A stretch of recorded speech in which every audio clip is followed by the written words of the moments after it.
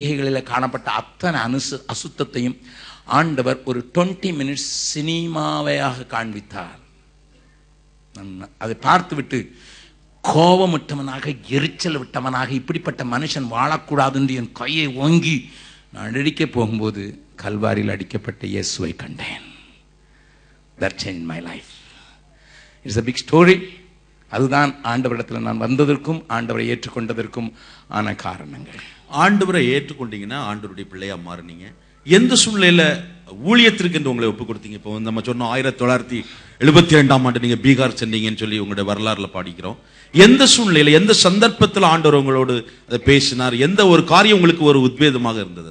ஆண்டவர் என்னை தொட்ட நாளிலிருந்து இயேசுவை சொல்ல ஆரம்பித்து விட்டேன்.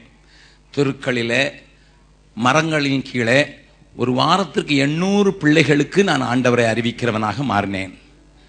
வாலிபர்களை இழுத்துக்கொண்டு காலையில டான் பிரீச்சிங் செய்தேன். வீடுகள் தோறும் ஊழியம் செய்தேன்.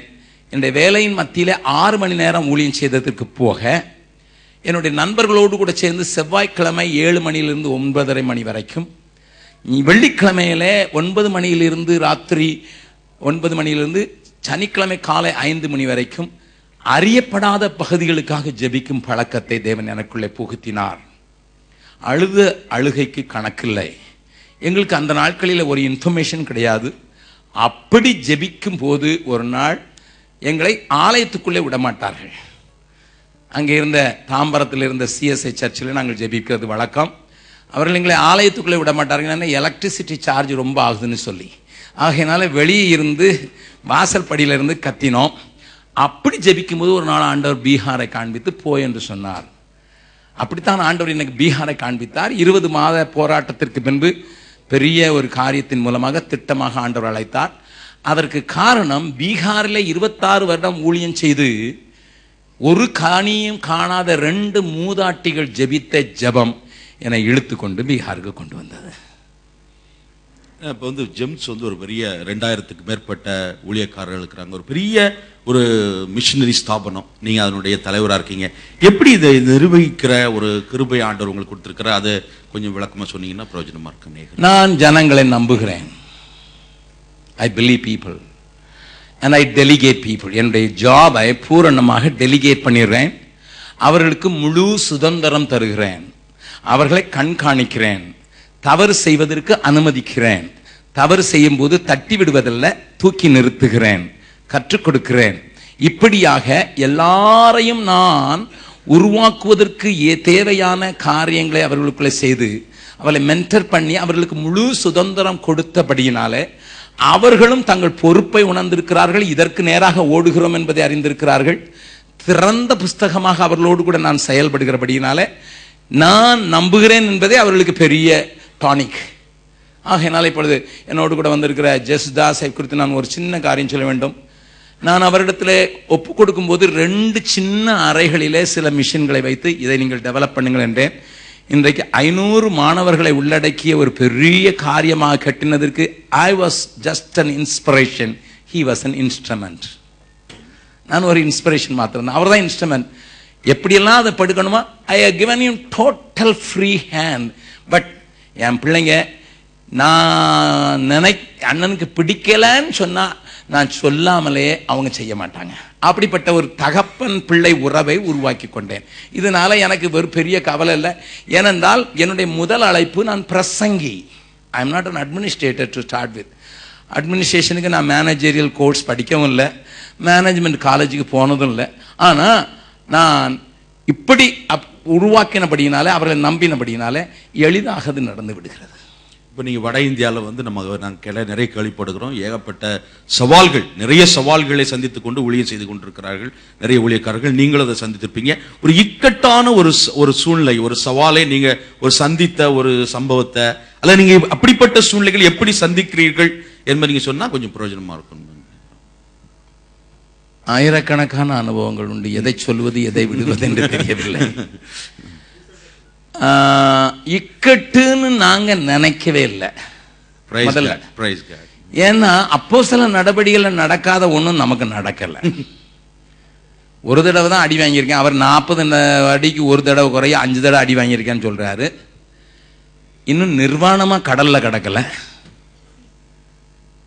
இன்னும் பட்டினி அத்தனை நாட்களுக்கு இல்லை. குளிரில் இன்னும் ரொம்ப சாகலை. குளிரில் கஷ்டப்பட்டிருக்கோம். ஒரு கம்பளியை வச்சு 4 பேர் போத்திட்டு படுத்திருக்கோம். கீழே வைக்கல தான் படுத்து தூங்கியிருக்கோம். இதெல்லாம் சாதாரணமாக நாங்கள் எடுக்கிறதுக்கு காரணம் என்னென்னா, அப்போஸ்தல நடவடிக்கைகள் தான் எங்களை செக்லிஸ்ட் பண்ணுற மாதிரி. இன்னும் அவ்வளோ தூரம் வராதனால நாங்கள் எதையுமே இக்கட்டாக நினைக்கல. சில நேரங்களில் அரசியல்வாதிகளினால, சில நேரங்களில் தீவிரவாதிகளினால எங்களுக்கு போராட்டங்கள் ஃபேஸ் டு ஃபேஸ் வருது. பட் ஒன்னே ஒன்று மட்டும் சொல்கிறோம், ஆண்டவரே நீங்கள் எங்கள் கூட இருக்குங்கிறத அவங்கள காட்டுங்கன்னுட்டு. இக்கட்டுன்னு சொல்ல முடியாது, தேவைங்கும் போது நாங்கள் அவருக்கு மட்டும் சொல்ல கடிச்சிருக்கோம். சமீபத்தில் பீகாரினுடைய ஃபுட் மினிஸ்டர் நான் இல்லாத போது வீட்டுக்கு வந்தார். என் மனைவி ஃபோன் பண்ணி சொன்னா, இன்னைக்கு ஃபுட் மினிஸ்டர் வராராம், 20 பேரை கூப்பிட்டு வராராம், மத்தியான சாப்பாடு நம்ம வீட்டில் சாப்பிடுவார். நாங்கள் கூப்பிடலை, மினிஸ்டருங்களெல்லாம் நாங்கள் கூப்பிடுறதில்ல, அவனுங்களாக தேடி வராங்க. அப்போ நான் வந்துட்டாங்களான்னு பார்க்குறதுக்காக ஃபோன் பண்ணேன். டாடி 20 பேர் வர்றாங்கன்னு சொன்னாங்க, 50 பேர் வந்திருக்காங்கன்னாங்க. எங்கள் ஆளுங்க சாதாரணமாக சாப்பாடுறதில்லை, ஏமை மேலே உண்டாக்கி கங்கை நதியை ஓட விட்டு சாப்பிட்றார்கள். எப்படியம்மா சமாளிக்க போற அப்படின்னு சொன்னேன். நான் பார்த்துக்கிறேன் டேடின்னா, ஏன்னா because I have trained my wife, she can manage anything. அப்படிப்பட்ட இக்கட்டான எல்லாம் உடனே எல்லாரும் கொஞ்சம் சாப்பாடு போட்டு, சரி நான் நினச்சேன் சரி இப்போ போயிருப்பாங்க அப்படின்னு சொல்லிட்டு நான் ஒரு 3 மணிக்கா ஃபோன் பண்ணா, இன்னும் போக மாட்டேங்கிறாங்க. எதுக்கு இருக்கிறோம், நான் ஊரில் இல்லை. அப்போ கேட்டேன் எதுக்கு இருக்கிறேன்னா, இங்கே தான் மனசு நிம்மதியாக இருக்குதான், முஸ்லீம் அவர், இங்கே தான் நல்லா இருக்குதான், அதனால இங்கேயே இருக்கிறாங்க. 5 மணிக்கு டீ எல்லாம் கொடுத்துட்டு விருப்பம் இல்லாமல் போயிட்டாங்க. நாங்கள் ஒரு ரிக்வெஸ்ட் அவங்க முன்னால் வைக்கலை. நான் எதுக்கு சொல்கிறேன்னா, இக்கட்ட நாங்கள் ஒரு நாளும் ஃபேஸ் பண்ணி அதை பெருசாகவே எடுக்கலைங்கிறதுக்காக. போயிட்டு நான் ஊழியத்தை முடிச்சுட்டு வரும்போது எங்களுடைய கேம்பஸ் நதி ஓரத்தில் இருக்குது. நிறைய செங்கலும் பெரிய கம்பியுமாக இறங்கிச்சு. நான் அந்த கான்ட்ராக்டர் கூட்டு கேட்டேன், என்னப்பா செய்ய போகிறீங்க? உங்களுக்கு இங்கே செவுறு கட்டி கொடுக்க போகிறோம், ஏன்னா ஆற்றுல வெள்ளம் வரும்போது 1 இன்ச்சு உங்கள் நிலம் போயிடக்கூடாதுன்ட்டு உங்களுக்கு மாத்திரம் 2.5 கோடி ரூபாயில செவுறு கட்டுறோம். 2 வருஷம் வெள்ளம் வந்துட்டு 1 இன்ச்சும் போகலை. எத்தனையோ கிராமம் போயிடுச்சு. வெள்ளம் வந்தபோது அந்த ஆற்றுல எங்கள் ஆளுங்க மீன் பிடிக்கலை, மாடு பிடிச்சாங்க. எங்கள் பைபிள் ஸ்கூல் ஸ்டூடெண்ட் போய் மாடெல்லாம் எடுத்துகிட்டு வந்தாங்க, ஏன்னா தண்ணியில் போன மாடெல்லாம் எடுத்துகிட்டு வந்தாங்க.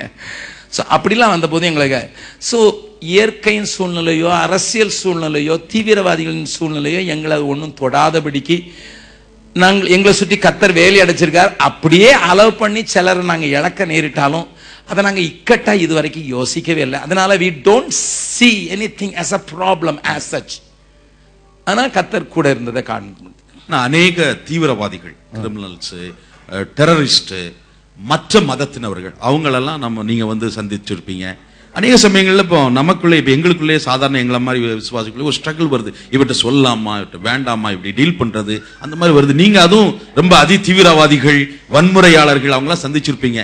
அந்த மாதிரி சமயத்துல எப்படி நான் இதை டீல் பண்றது, அந்த உங்களுடைய ஒரு அனுபவத்தின்படி? அதை மரண பயம் இருந்தாதான் இந்த மாதிரி காரியத்துக்கெல்லாம் பயப்படணும். தீவிரவாதிகள் மிஞ்சி மிஞ்சி போனா சுடத்தானடா செய்வேன் அப்படின்னு சொல்லியிருக்கேன்.